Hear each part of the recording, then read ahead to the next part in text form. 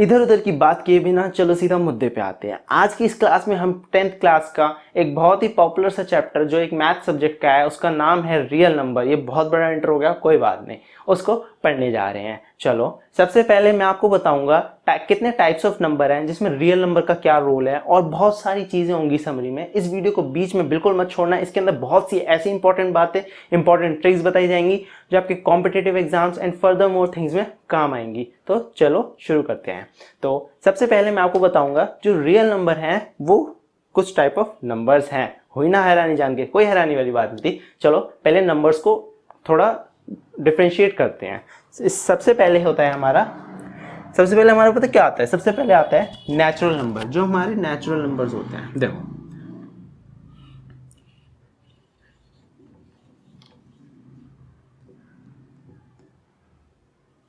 Natural numbers, ये natural numbers क्या होते हैं? जितने नंबर नेचुरल नंबर वो ग्रुप ऑफ नंबर्स हैं जो 1 2 3 and 1 2 3 and further positive integers, मतलब कि 1 2 3 4 5 6, जीरो नहीं 1 2 3 4 5 6, क्या जीरो नहीं 1 2 3 4 5 6, आगे 6 तक नहीं, पूरी इनफाइनाइट जो है सीरीज है वो सारे नेचुरल नंबर्स में आते हैं। सेकंड हमारा होता है होल नंबर। जब पहले नेचुरल नंबर्स आए, उसके बाद आर्यभट्ट अंकल आए। आर्यभट्ट अंकल ने जीरो को डिफाइन कर दिया आते ही, है ना। ये कोई है नहीं, ये सिर्फ याद करने का तरीका है, याद रखना है, सिर्फ याद करवा रहा हूं मैं आप लोगों को, ठीक है ना। तो इसके बाद क्या आया? इसके बाद आया whole number. Whole number WHOLE, whole number.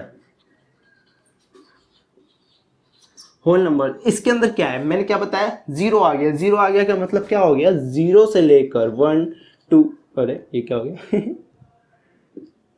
2 3 4 and further on series जो होती है, सीरीज चली जाएगी। ये आपके होल नंबर्स कहलाते हैं, ठीक है। इसका थर्ड आता है, अब देखो रियल नंबर हो गए, नेचुरल नंबर, मैं रियल नंबर नहीं कह रहा हूँ, होल नंबर और नेचुरल नंबर तो किसी मैथ्स बनाने वाले बंदे ने डिफाइन कर दिया, ठीक है। अब इसके बाद हमें थोड़ी और चुल मची, चलो इनको और अच्छे से समझा जाए। अब इसके बाद पता है क्या आता है? इसके होल नंबर के बाद आता है ऑड नंबर। ऑड नंबर आप सभी जानते होंगे, ऑड को मैं सिर्फ ऑड लिखूंगा क्योंकि इसको ऑड ही लिखते हैं, कोई बात नहीं जी। ये क्या होते हैं? ऑड नंबर्स होते हैं हमारे 1 3 7 5, वो सीरीज नहीं है, कोई बात नहीं, ठीक है। ऐसे ही सीरीज चलती रहती है। चलो मैं इतना आलसी क्यों हो रहा हूँ, चलो कोई बात नहीं, 5 7, ठीक है। अब हमने ऑड नंबर पढ़ लिया। ऑड के बाद अब इसका उल्टा क्या होता है? Even number. इवन नंबर देखते हैं, चलो क्या होता है इवन नंबर्स।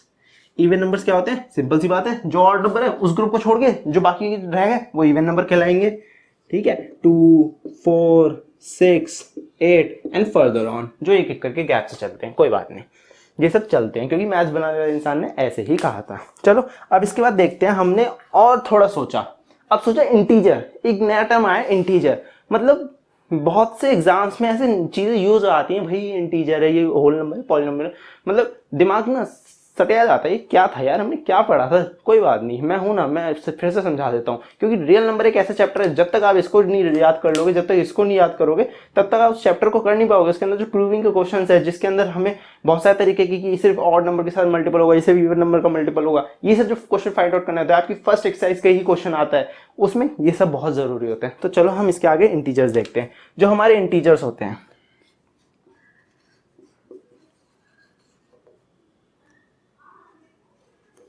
इंटीजर्स क्या होते हैं? इंटीजर्स जो होते हैं ना, पहले लिख लो बीच में जीरो, बीच में जीरो आ गया। अब इसके इधर 1 2 3 फर्दर जो चलता जाएगा, ठीक है। और इधर आ जाओ, चलो -1 -2 और -3 और फर्दर इधर भी, तो ये कहलाते हैं इंटीजर। इधर और इधर, जीरो के इधर और इधर। भाई देखो, पीछे मुड़ के जरूर देखना होता है, आता नहीं फिल्म में डायलॉग है, पलट पलट। भाई मैथ्स बनाने वाला बंदा पलट गया, उनने देख लिया इंटीजर आ गए, उनने लगा दिया, लो भैया -1 -2 -3 आ गया। चलो आगे बढ़ते हैं इसी खुशी पे। अब हमने पढ़ लिए natural, whole, odd, even, integer. बोलो मेरे साथ, natural, whole, odd, even, integer, ठीक है। अब इसके बाद आते हैं प्राइम नंबर। प्राइम और कंपोजिट दो तरीके के होते हैं। प्राइम नंबर क्या कहलाते हैं हमारे?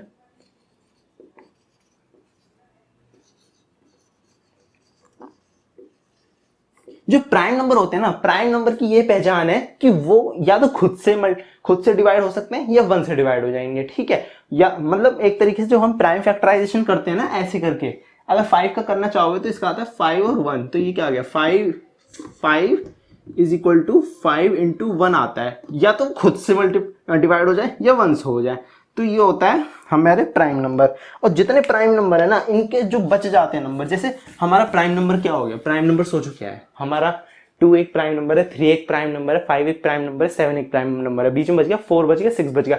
जो 6 और 4 है वो कंपोजिट नंबर है। प्राइम नंबर के उल्टे जो होते हैं वो कंपोजिट होते हैं, मतलब प्राइम नंबर की एक बार हमने एक ग्रुप छाट लिया तो बाकी के बचे कंपोजिट हो गए। इस बात को मन में अच्छे से रट लेना। तो प्राइम नंबर क्या क्या कहलाए जाते हैं, हमारे प्राइम नंबर होते हैं, प्राइम नंबर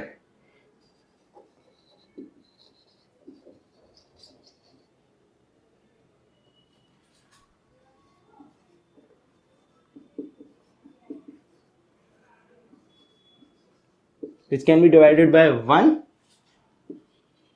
और itself। समझ में आ गया, अच्छे से समझ में आ गया, बिल्कुल समझ में आ गया।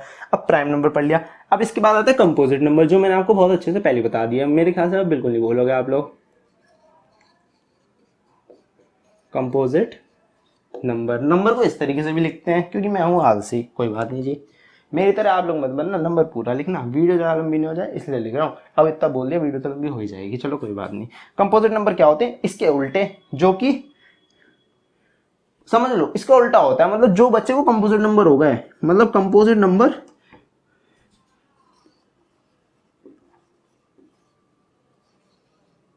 प्राइम के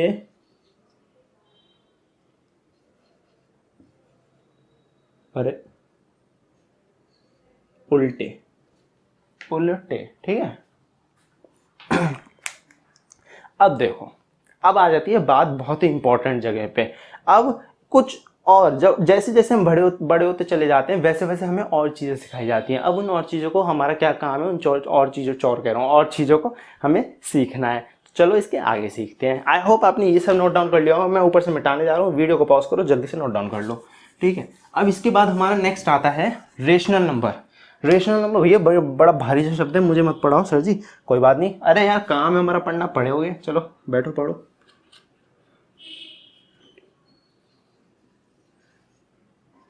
रेशनल नंबर क्या होते हैं, रेशनल नंबर वो होते हैं जो P अपॉन Q के फॉर्मेट में लिखे जा सके। समझ लो, rational number P upon Q के फॉर्मेट में लिखेंगे, क्या P अपॉन Q, क्या P अपॉन Q। और एक और कंडीशन आती है जहां पे Q should not be equal to 0। Q जो है वो 0 के इक्वल नहीं होना चाहिए, क्योंकि अगर देखो Q 0 के इक्वल हो गया तो ये कंडीशन क्या बन जाएगी, अगर मैं P को 1 मान लूं तो 1 अपॉन 0 हो जाएगा। क्या हो सकता है भला, कभी आपने सोचा होगा केक है, इस केक का आधा किया, इसमें से एक हिस्सा मैंने ले लिया, ये मेरा हिस्सा हो गया, ठीक है, ये वाला हिस्सा मेरा हो गया, ये अभी भी रखा है, तो मैंने कितना हिस्सा लिया, 1/2 ले लिया, मैंने 2 हिस्सों में से एक हिस्सा ले लिया, ये हो गया 1/2। अब सोचो मैं कुछ है ही नहीं उसमें से हिस्सा ले लूं, मतलब मेरे पे ये तो ख्याली पुलाव हो गया बनाने, मतलब मैंने कुछ है ही नहीं, उसमें से हिस्सा कैसे ले सकता हूँ। तो भैया rational number P upon Q के फॉर्मेट में डिफाइन किए जाते हैं, जिसके अंदर Q should not be equal to 0। Q का मतलब Q नहीं, denominator should not be equal to 0। समझ गए बात को, चलो आगे बढ़ते हैं। तो अब इसके बाद एक और पहचान है, जो रेशनल नंबर होते हैं ना, वो 2 तरीके से कैरेक्टराइज कर सकते हैं। कितने तरीके से, 2 तरीकों से। 2 तरीके क्या हैं, चलो देखते हैं। एक होता है terminating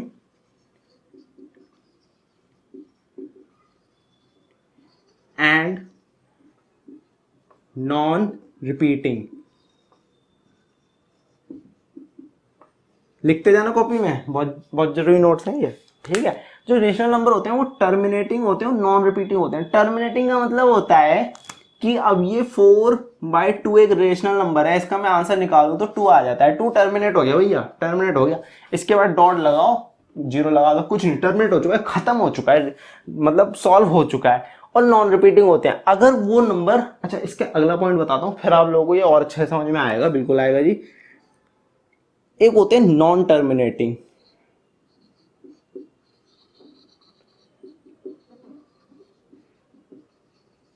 non terminating and repeating.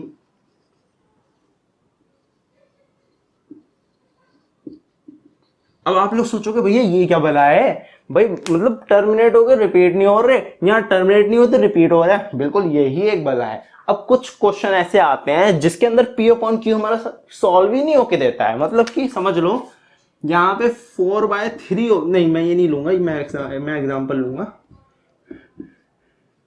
10/3। अब इसके अंदर ये नंबर एक ऐसा नंबर आता है, ये जो 3 होता है ना 3.333333, ये खत्म ही नहीं होता, ये चलता रहता है चलता रहता है। अब यार इसका मतलब क्या हुआ, देखो यहाँ पर ये टर्मिनेट हो गया था, हुआ था कि नहीं हुआ था, ये टर्मिनेट हो गया, तो इसलिए ये टर्मिनेटिंग है, मतलब खत्म हो गया है, तो नॉन रिपीटिंग है, पीछे कुछ रिपीट नहीं हुआ।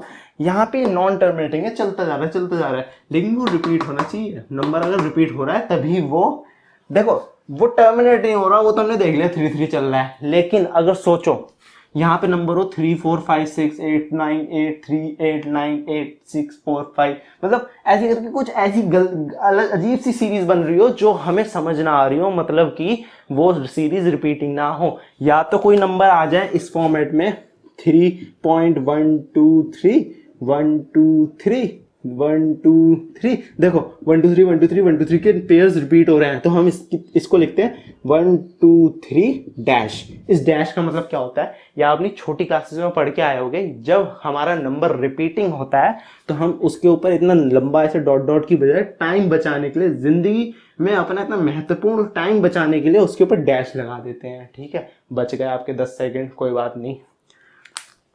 या आप लोगों ने, मैंने पूरी कोशिश कर दी, आप लोगों ने समझ लिया होगा, इसको समझ लो, कोई दिक्कत नहीं है, बहुत आसान सी का बातें हैं। अब इसके बाद आता है भाई, देखो जो साइंटिस्ट होता है ना, मतलब जो इंसान इन्वेंशन करता है उसको बड़ा मजा आता है, वो हर चीजें ढूंढता ही रहता है, उनमें एक तरीके की चुल होती है, वो ढूंढते ही रहते हैं। तो उसने क्या किया, अब उसने फिर पलट के देख लिया, फिर इर्रेशनल नंबर निकल आया, भाई पलट के देखेंगे चीजें उल्टी निकल आती हैं। उसने क्या कर दिया, उसने इर्रेशनल नंबर डिफाइन कर दिया। अरे ये क्या कर रहा हूँ मैं,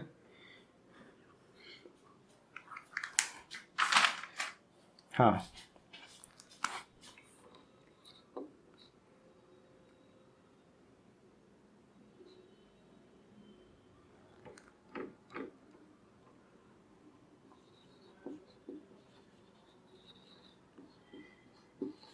उसने इर्रेशनल नंबर डिफाइन कर दिया। इर्रेशनल नंबर से, अब मुझे पता है आप लोगों में दिमाग है, इर्रेशनल नंबर से समझ जाओ ये क्या होता है।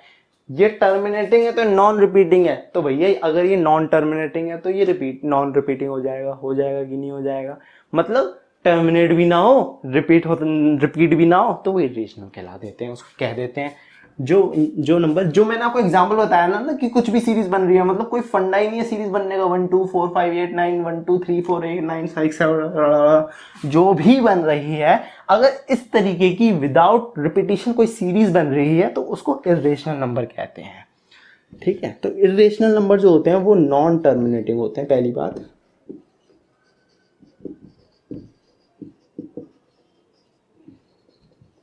एंड नॉन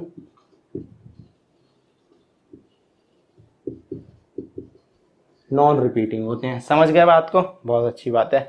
अच्छा अब देखो एक जादू करते हैं, जादू नहीं है, अब आ जाओ टॉपिक पे, अब मुद्दे की बात पे आते हैं। हम क्या पढ़ रहे थे, हमने नंबर पढ़ लिए, हमने बहुत तरीके, odd, even, integer, rational, real, whole, irrational, इतने सारे पढ़ लिए। अब हम पढ़ेंगे रियल नंबर क्या होता है, इसको बहुत ध्यान से सुनना, बहुत जरूरी चीज है। ठीक है, तो आई होप आपने ये सब तो नोट डाउन कर लिया होगा। अब रियल नंबर को पढ़ते हैं। रियल नंबर भैया कहता क्या है हमें, भाई देखो रियल नंबर हमें ये कहता है, रियल नंबर जो होता है वो सेट ऑफ रेशनल और इरेशनल कहलाता है। अब देखो मजे की बात क्या है, आपने जितने नंबर पढ़े थे, इंटीजर पढ़ लिए, होल नंबर पढ़ लिए, रियल नंबर पढ़ लिए, भाई सबको, अगर आप होल नंबर का एग्जांपल ले लो 0 1 2 3 4, बताओ जरा सबके नीचे 1 लगा सकते हैं कि नहीं लगा सकते हैं, कोई दिक्कत हो जाएगी, कोई केस कर देगा हमारे ऊपर, नहीं कर देगा भैया। तो इसका मतलब इर्रेशनल नंबर्स को छोड़कर सबके सब रेशनल नंबर थे भाई, है ना, थे कि नहीं थे, समझ गए ना बात को। अगर हम इंटीजर ले लें, हम ये लिख सकते हैं -1/1 -2/1 लिख सकते हैं कि नहीं लिख सकते ऐसे करके। तो जितने हमने नंबर पढ़े सब रेशनल थे इर्रेशनल को छोड़कर। ठीक है। अच्छा, रियल नंबर की जब बात आती है तो रियल नंबर का मतलब पता है क्या होता है? जो रियल नंबर होता है ना, जो हमारा रियल नंबर होते हैं वो होता है रेशनल प्लस इरेशनल, है ना मजे की बात। मतलब रेशनल और इरेशनल को मिला दो रियल नंबर बन जाएंगे, है ना, मजे की बात है। चलो, इसी के साथ आपने सारे टाइप ऑफ नंबर पढ़ लिए। अब टॉपिक पे आते हैं, मतलब हमारे जो रियल नंबर टॉपिक है इसके अंदर से अब हमें क्या कराया जा रहा है। आज तक हम सारे रेशनल नंबर पढ़ते आ रहे थे, हमें इसके अंदर इरेशनल नंबर ऐड करवा दिया। क्या शायद आप लोग पहले भी पढ़ के आएंगे, कोई बात नहीं, फिर से पढ़ लीजिए, कोई दिक्कत नहीं थी। जितनी ज़्यादा मेहनत करते हैं उतना ही अच्छा आउटकम आता है, ये बात अपने मन में ध्यान से, मतलब बात को मन में बिठा के रख लेना। अभी भी आप अगर मेरे साथ साथ बैठ के कॉपी के अंदर लिख रहे होंगे ना, मैं पक्का गारंटी से कह सकता हूँ पूरे मन से लिख रहे होंगे, पूरी दिमाग लगा के लिख रहे होंगे, सारा कंसंट्रेशन इधर होगा, तो आपके फुल नंबर आएंगे, कोई दिक्कत नहीं होगी। अब हमारे इस चैप्टर का पहला टॉपिक आता है यूक्लिड डिवीजन एल्गोरिदम। यहां देखो, सबसे पहले हमें यूक्लिड डिवीजन एल्गोरिदम में सबसे पहले हमें जरूरत है कि हम समझें यूक्लिड डिवीजन एल्गोरिदम होता क्या है।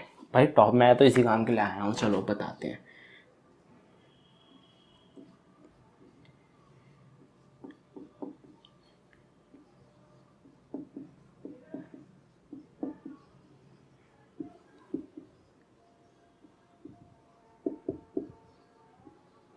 यूक्लिड डिवीजन एल्गोरिदम क्या होता है, चलो इसको ध्यान से समझते हैं। यूक्लिड जो है वो तो है बंदे का नाम। किसका नाम? जिसने मैथ्स बनाने में कंट्रीब्यूट किया है। ये जो मैथ्स बनाने वाला बंदा है ना, वो एक नहीं है, वो लाखों हजारों हैं जिन्हें अलग अलग थ्योरीज फिट कर दी हैं आकर, ठीक है ना। अब डिवीजन का मतलब क्या होता है? डिवीजन का मतलब आप सब लोग जानते हो, डिवीजन का मतलब डिवाइड करना होता है, ठीक है। तो डिवीजन का मतलब डिवाइड करना होता है। डिवीजन हमें छोटी क्लास में इस तरीके से डिवीजन कराया जाता था, जिसके अंदर यहाँ हम 2 लिखते थे, यहाँ हम 4 लिखते थे, इसको 2 बार कर देते थे, यहाँ 4 आ जाता था, यहाँ 0 आ जाता था, ये लो हो गया। इसको क्या बोलते थे हम? इसको बोलते थे रिमाइंडर, ठीक है। इसको क्या बोलते थे? क्वोशिएंट। इसको बोलते थे, क्या बोलते थे? क्वोशिएंट, ठीक है। इसको बोलते थे डिविडेंड, और इसको बोलते थे डिवाइजर। बोलते थे कि नहीं बोलते थे? अभी भी बोलते हैं, ठीक है। इसको ध्यान से समझना, ये जो डिवीजन है ना, वो भैया यही है, वो यही है। इसको लिख लो कॉपी में, नोट डाउन कर लो, यही है, कहीं भी कंफर्म कर लेना, यही निकलेगा। समझ में आ रही है बात? ठीक है। अब भाई हमने यूक्लिड समझ लिया क्या है, डिविजन्स क्या है। अब एल्गोरिदम का मतलब समझते हैं, ठीक है। अब एल्गोरिदम का जो मतलब होता है ना, एल्गोरिदम होता है, algorithm is a procedure of algorithm is a procedure और for solving a problem basis on conducting. अरे सर जी आपको याद नहीं है तो हमें बता दो, हम नेट से गूगल बाबा से पूछ के आ जाएंगे। अरे नहीं भैया मेरे को याद है, मैं तो रबिंग पे ध्यान दे रहा था। देखो भाई, जब ध्यान एक जगह लगाते हैं, मैं रबिंग पे ध्यान लगा रहा था, मुझे डेफिनेशन याद नहीं आ रही थी। आप सभी लोगों को पता है, नीचे कॉपी रखी है, मैं ऐसे डेफिनेशन पढ़ रहा हूँ, कोई दिक्कत नहीं है। अब 2 जगह दिमाग नहीं लगता, इसीलिए आप भी सिर्फ कॉपी और बोर्ड पे ध्यान दीजिए और कहीं ध्यान मत दीजिए। आगे बढ़ते हैं, ठीक है। यूक्लिड डिवीजन एल्गोरिदम हमें कहती है, अच्छा, यूक्लिड डिवीजन एल्गोरिदम का एम पता है क्या है? यूक्लिड डिवीजन एल्गोरिदम जो है, इसका जो एम है वो है HCF निकालना।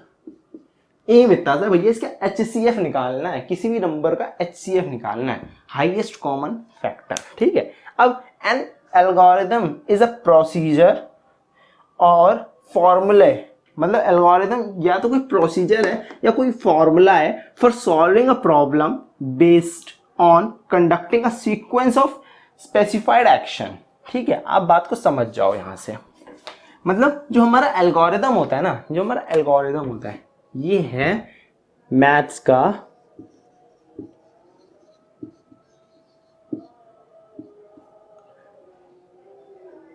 अरे ये क्या लिखा हूं? मैथ्स का रूल।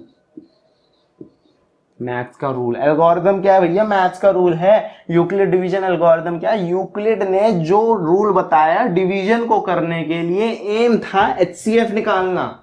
समझ गए मेरी बात को?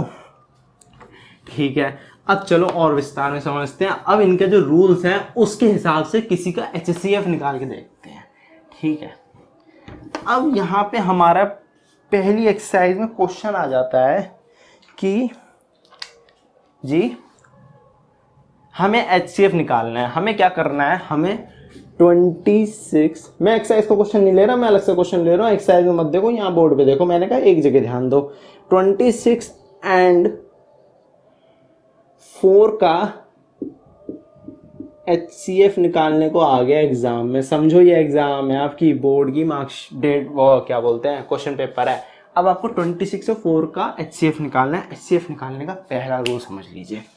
तो देखो भाई, यूक्लिड डिवीजन एल्गोरिथम है ना, वो एल्गोरिथम जिसको डिवीजन करने का, वो एल्गोरिथम जो यूक्लिड बाबा ने दिया था। यूक्लिड ने क्या कहा कि जो डिविडेंड होता है वो इज इक्वल टू डिविडर, वो डिवाइजर और क्वेश्चन का सम, वो मल्टीप्लिकेशन प्लस रिमाइंडर होता है। इसके अंदर आप इस इक्वेशन को एक कॉपी के मेन पेज पे, जो फ्रंट पेज है और चैप्टर के नाम के ऊपर लिख लीजिए। ये आपकी यूक्लिड डिवीजन एल्गोरिथम है, इसको अच्छे से याद कर लीजिए।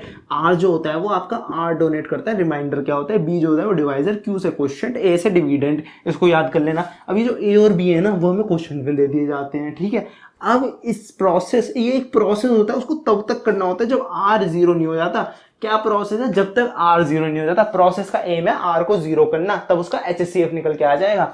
अब इसको हम सीखते हैं कि इसको निकालते कैसे हैं।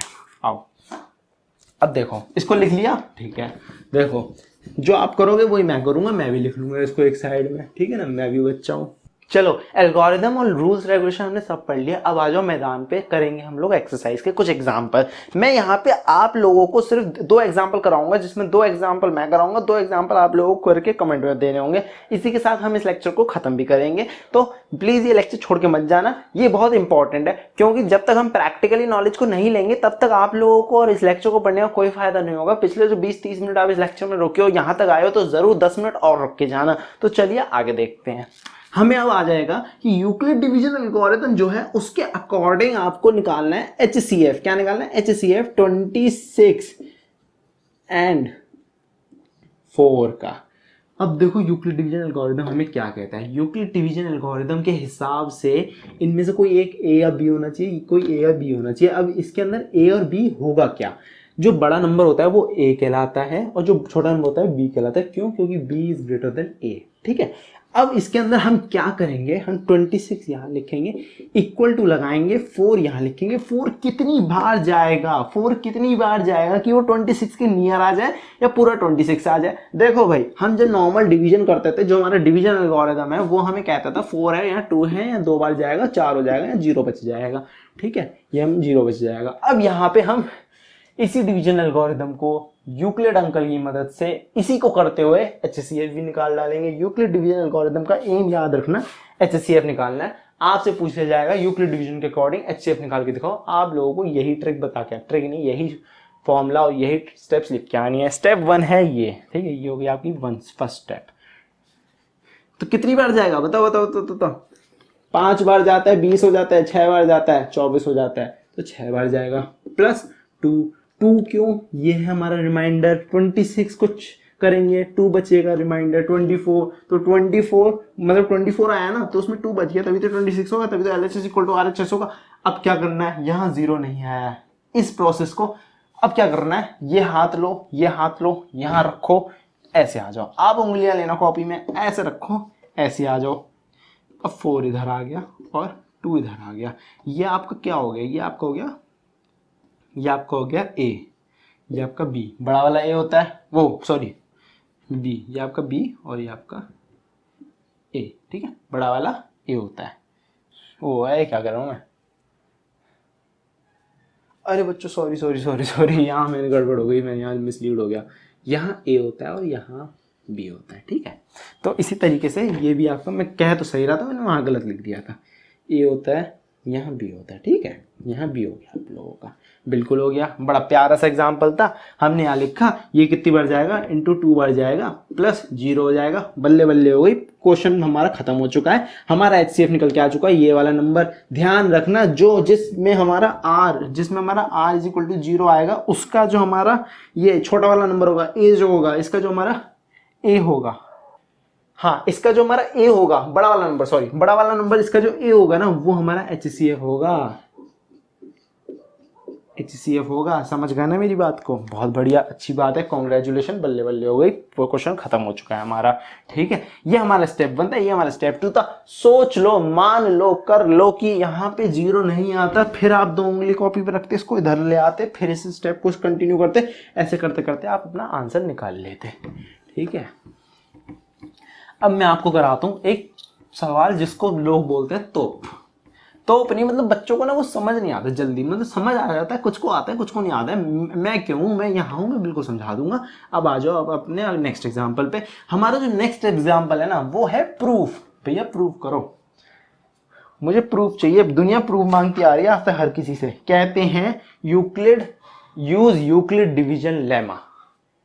आप लोग कहोगे सर जी लेमा क्या होता है? लेमा उसको कहते हैं, देखो यहाँ बात घूमने वाली है, ये बात ऐसी है, करते करते ही तो कर जाते हैं हम लोग, मतलब ये बात ऐसी है। लेमा हमें कहता है जो स्टेटमेंट ऑलरेडी प्रूव हो चुकी है उसको यूज करके कुछ और स्टेटमेंट को प्रूव करना। अगर सूरज आपका, मतलब कि प्रूव्ड हुई स्टेटमेंट को फिर से प्रूव करना, समझे? मतलब ऐसे समझ लो, सूरज छोड़ो, आप लोगों को फॉर्मूला दे दिया गया, एक मैथ्स के क्वेश्चन के लिए करना है, आपको फॉर्मूला दे दिया गया। अब आपको कहते हैं कि ये लो क्वेश्चन, इससे फॉर्मूला प्रूफ करके दिखाओ। समझे बात को? भूल गया ना दिमाग? तो यूक्लिड डिवीजन लेमा ये कहता है, a lemma is a proven statement used for proving another statement. समझ रहे हो ना? जो हमारा लेमा है, लेमा का मतलब, लेमा जो है हमारा, लेमा, ध्यान रखना लेमा में डबल एम आता है। ठीक है, lemma is a proven statement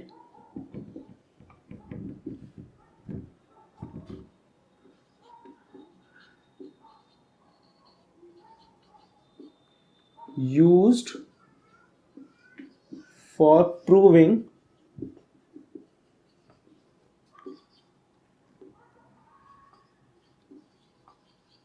another statement.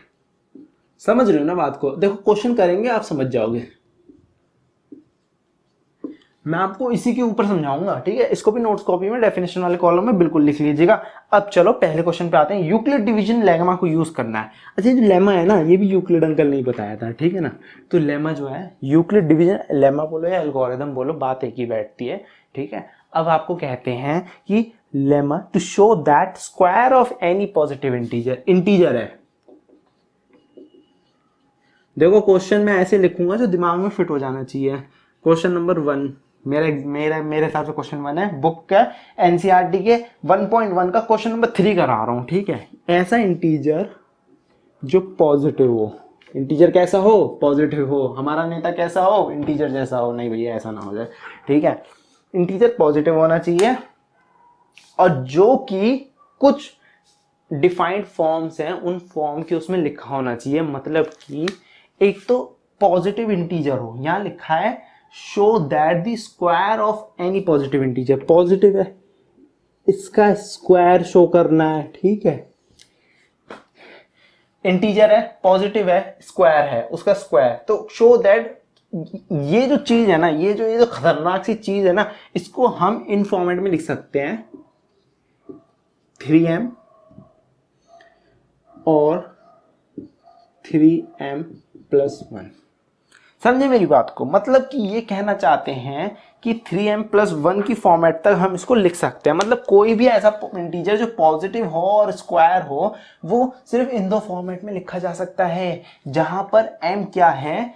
m कोई भी इंटीजर है, -1 है, -2 है, -3 है, 1 है, 2 है, 0 है, 4 है, 5 है, 6 है, कोई भी पॉजिटिव इंटीजर है जिसका स्क्वायर हो, वो इस फॉर्मेट में लिखा जाएगा। इसको प्रूव करना है।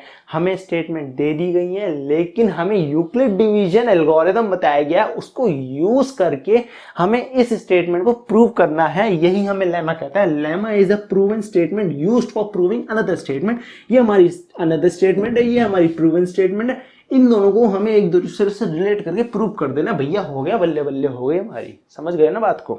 चलो अब सोचो, कैसे करेंगे? अब पता है क्या है, ये जो दो स्टेटमेंट है, सुनो सुनो सुनो ध्यान से सुनना, ये जो दो स्टेटमेंट है मैं यहाँ पे आपको लिख के दिखाता हूँ। ये जो हमारी दो स्टेटमेंट है ना, ये हमें कहती हैं कि ये सोचो, इससे कंपेयर करके देखो, जो हमारा a है अगर मैं इक्वल टू 3m लिखूं तो प्लस 0 हुआ कि नहीं हुआ। अगर हमारा दूसरा a है वो इक्वल टू 3m है तो प्लस 1 हुआ कि नहीं हुआ। 1 कैसे हो गया, कैसे हो गया, कैसे हो गया, सोचो सोचो सोचो सोचो। 1 ऐसे हो गया, ये r है भैया, ये हमें इनको मैंने इससे कंपेयर किया, मेरा q आ गया m, b आ गया 3, r आ गया 0, r आ गया 1। इन दोनों स्टेटमेंट से हमें क्या समझ में आता है, हमारा जो r होगा ना बच्चों, r होगा हमारा, वो हो सकता है 0 या फिर 1, ठीक है ना। तो यहाँ से हमें आउटकम निकला, हमारा जो r है वो इक्वल टू 0, ऐसे नहीं, जो हमारा r है, r बिचौलिया ने r बीच का, वो या तो 0 से बड़ा है या इक्वल है, या 1 से छोटा है या इक्वल है। इसका मतलब होता है, पहले आप लोग इसको पढ़ने के लिए इतने हिस्से को पढ़ो। r जो है वो 0 बड़ा है, r 0 से, अरे मैंने उल्टा बना दिया, सॉरी। इन सब चीज़ों में मैं भी कभी कभी कंफ्यूज आता हूँ, कोई बात नहीं, साथ मिलके पढ़ेंगे, कोई दिक्कत नहीं जी। r जो है वो 0 से बड़ा है या 0 के इक्वल है, समझ रहे हो ना, r 0 से बड़ा है और r 1 से छोटा है, 1 के इक्वल है। तो यहाँ से हमें समझ में आ जाता है जो हमारा r है ना वो इज इक्वल टू 1 है और 0 है, ठीक है। अब पहला ले लो, पहला नंबर हमारा पहला नंबर है, अगर मैं इसको n ले लूँ तो हमारा पहला नंबर हो गया 3m। n का हमें क्या बोला गया था, स्क्वायर, पॉजिटिव तो है भैया, तो इधर स्क्वायर करेंगे तो इधर भी स्क्वायर कर देंगे कि नहीं कर देंगे, ठीक है जी, कर देंगे, बिल्कुल कर देंगे। ये करने के बाद अगर हम इसका स्क्वायर निकालें तो ये आता है हाँ, एक बहुत इंपॉर्टेंट स्टेप है बच्चों, सुन लेना, बिल्कुल अच्छे से सुन लेना। यहाँ मैंने जानबूझ के एक गलती करी है ताकि आप लोगों को ये चीज़ हमेशा याद रहे कि इस गलती को फिर से नहीं दोहराना है। मैं एक्सपीरियंस दूंगा, आप लोगों को फुल मार्क्स लाने हैं, लाने कि नहीं लाने, बिल्कुल लाने हैं। तो हम इसके अंदर हमें इसको ऐसे नहीं करना था, करना ऐसे ही था, लेकिन हमें ये वाली स्टेटमेंट लेनी थी जिसके अंदर b हमें 3 लेना था, a को n लिखना था। यहाँ पे भी मैंने गलती करी है, यहाँ पे ये नहीं था, ये था हमारा q, बेटा q था ये q, ठीक है। अब हम यहाँ पे n लिखेंगे, n क्यों लिखेंगे, क्योंकि n पॉजिटिव है, इंटीजर पॉजिटिव लेना था। यहाँ पे हम इसका स्क्वायर भी करेंगे, यहाँ आप लोग पॉजिटिव मेंशन मत करना क्योंकि जरूरत नहीं पड़ती, दोनों तरफ करेंगे तो 3q का स्क्वायर आ जाएगा। q मैं बताऊंगा क्यों आ जाएगा, बिल्कुल बताऊंगा, चिंता मत करना, बिल्कुल बताऊंगा, ठीक है। q का हमें स्क्वायर आ गया। अब सोचो हम इसके स्क्वायर को ऐसे भी तो ले सकते हैं, 3q का स्क्वायर लिख सकते हैं कि नहीं लिख सकते हैं, बिल्कुल जी बिल्कुल लिख सकते हैं। ये जो 3q का स्क्वायर है और ये जो 3q है, अगर हम बोल दें कि 3q कुछ m है, मान लो यहाँ पे हमने इसको ऐसे लिखा, ये चीज़ लिखने की ज़्यादा ज़रूरत नहीं पड़ती है, इसको हम n को सीधा ऐसे डिफाइन कर सकते हैं। हम अगर इस पूरी चीज़ को n ले लें तो हम इसको ऐसे डिफाइन कर सकते हैं, ठीक है। थोड़ा कंफ्यूजिंग सा हो जाएगा, कोई दिक्कत नहीं, मैं आपको एक और क्वेश्चन कराऊंगा फिर आपको पूरा समझ में आ जाएगा। अब यहाँ पे ध्यान से समझो, यहाँ पे अगर मैं 3q मतलब कि 3q स्क्वायर को इक्वल टू m ले लूँ तो यहाँ से मैं क्या कर सकता हूँ, इसकी जगह m लिख सकता हूँ। लो जी, हो गया जी, बल्ले बल्ले हो गई, 3m हो गई।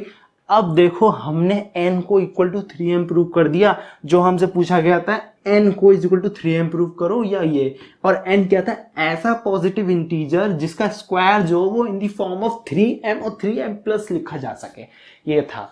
अब आप लोगों के मन में सवाल आएगा कि इसको कैसे प्रूव करें, इसको भी सेम ही स्टेप करने हैं, ध्यान से समझें इस चीज को। अगर मैं इसमें भी सेम स्टेप्स को फॉलो करूं, मतलब जो हमारा n है उस n को लिखूं is equal to 3m plus 1, ठीक है। अब यहां से मैं स्क्वायर कर दूं इस वाले का तो इसका स्क्वायर हो गया, इसका स्क्वायर होगा। स्क्वायर क्या होगा, ध्यान से देखो, स्क्वायर करो, चलो मेरे से जल्दी करके दिखाओ, ठीक है। इसका होगा 9m square plus 1 plus 6m होगा कि नहीं होगा? Square a square plus b a square a plus b का होल स्क्वायर पढ़ के आए हो, a square plus b square plus 2ab पढ़ के आए हो कि नहीं पढ़ के आए हो? बिल्कुल पढ़ के आए हैं जी। तो इसको हम अगर कुछ इस तरह से लिख के, ध्यान देना मैं इसको मॉडिफाई करूंगा, 9m स्क्वायर प्लस इसको धर लिया है, इसको धर लिया है 6m प्लस 1। अब इसमें से हम इस वाले इन दो टर्म से 3 कॉमन ले लें तो ये क्या हो गया 3m, अच्छा 3 नहीं 3m कॉमन लेंगे, याद रखना, ठीक है। यहाँ पर मैं बार बार कहता हूँ आप लोगों को, मैं यहाँ पर पढ़ोगे,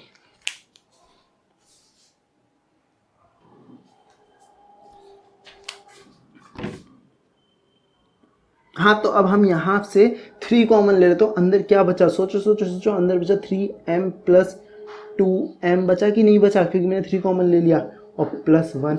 फिर वही स्टेप, m को यहाँ 3q स्क्वायर लिया था, हमें यहाँ m ये ले लेना है, तो हमारा आ जाएगा 3m प्लस 1। क्या मजाल है, ये ना आके दिखा दे, बिल्कुल आएगा जी, ये आ जाएगा। अब आप लोग सोचोगे कि सर जी अगर मैं यहाँ 2 रख के देख लूँ तो क्या होगा, वो भी मेरा काम है, चलो मैं दिखा देता हूँ एक बार। इसको प्रैक्टिकली समझो कि आप लोग किसी एक चीज को, अगर आपका नाम कुछ भी, आपका नाम कुछ भी है, मतलब कुछ भी नहीं है, आदित्य आपका नाम है तो आदित्य ही है, आप उसको किसी और तरीके से नहीं लिख सकते हो, AADITYA लिखा जाएगा, उसको और किसी तरीके से नहीं लिख सकते हो। उसके अंदर इसी तरीके से हम किसी भी और पॉजिटिव इंटीजर के स्क्वायर को 2 ही तरीके से लिख सकते हैं, 3m या 3m प्लस 1। आप लोग कहेंगे कि अगर मैं 2 लिख के देख लूँ तो क्या होगा, उसको मैं दिखा देता हूँ। अगर मैं यहाँ पे सोचो, बिल्कुल सोचो, बिल्कुल देखो, हम लोगों का काम है एक्सपेरिमेंट करना, ठीक है, एक्सपेरिमेंट करेंगे, बिल्कुल समझेंगे चीज़ों को। कुछ केसेस ऐसे लेंगे जो एक्सेप्शन में जाएं, और अगर उनसे हमें और अच्छे से समझ आ रहा है तो हमें बिल्कुल वहां जाना चाहिए। अगर हम यहाँ 2 लिख के देख लें, 2 लिख के देख लें तो हमारा यहाँ क्या हो जाएगा, यहाँ हो जाएगा हमारा 9m स्क्वायर हो जाएगा प्लस 4 हो जाएगा प्लस 6m हो जाएगा। अब मैं इस और इस टर्म में से 3 कॉमन उठा लूँ तो 3। अब यहाँ पे मेरा +4 आ रहा है, +4 आ रहा है कि नहीं आ रहा? ध्यान दो, मुझे इस चीज़ को हम सिर्फ इस फॉर्मेट में लिख सकते हैं। हम यहाँ क्या करेंगे, एक मॉडिफिकेशन करेंगे, अभी 3 कॉमन नहीं लेंगे, 9m स्क्वायर लेंगे प्लस 6m लिखेंगे प्लस, ध्यान से देखना, अरे ये मोटू पतलू से कैसे बन गया 3 प्लस 1, मैंने 4 को 3 प्लस 1 कर दिया। अब यहाँ से 3 कॉमन उठा के देख लो, मज़ा आ जाएगा। 3 कॉमन ले लिया मैंने तो अंदर बचा 3m square plus 2m plus 1। Sir ji आपने गलती कर दी, क्या गलती करी? मैंने फिर वही गलती को जानबूझ के रिपीट किया है। यहाँ पर हमें m नहीं चलाना है, 6m को हम m नहीं ले सकते, 6q को हम m ले सकते हैं। यहाँ हमारा q था, पिछले वाले में भी बदलो q था, यहाँ पे हमारा q था, ठीक है, यहाँ पे भी q था। मैं जानबूझ के गलतियाँ कर रहा हूँ ताकि आप लोग गलतियों से, मेरी गलतियों से सीख जाओ। यहाँ मुझे कोई नुकसान नहीं है, एग्जाम में गलती करोगे ना तो नुकसान हो जाएगा।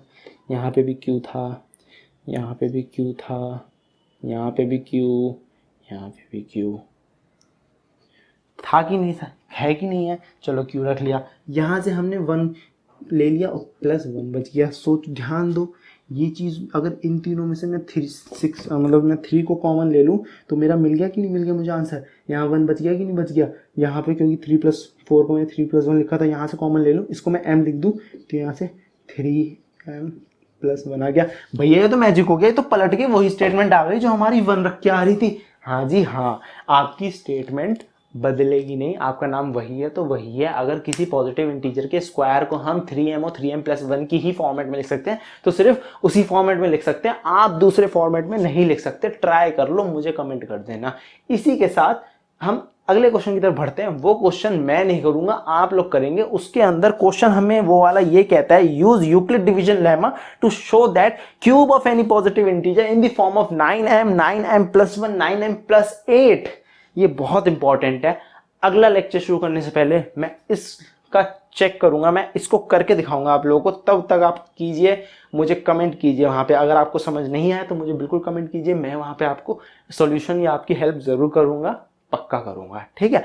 उस सवाल में आपको हिंट दे दूँ, इसी तरीके से करना है, बस यहाँ क्यूब लगेगा और क्यूब लग के उसका आंसर इसी तरीके से कुछ ना कुछ प्लस माइनस करना पड़ेगा और बाहर 8 ला के लाओगे या 1 लाओगे, कुछ ना कुछ लाओगे, ठीक है। इसी के साथ हम रियल नंबर के पार्ट 1 को यहीं पे ख़त्म करते हैं। तो all the best, best of luck, take care, और चैनल को सब्सक्राइब करना मत भूलना, क्योंकि पार्ट 2 आपको चाहिए, मुझे देना है आप लोगों को। बिल्कुल सब्सक्राइब करना, सबसे पहले नोटिफिकेशन आए उसके लिए बेल बटन दबा देना। गुड बाय, जय हिंद।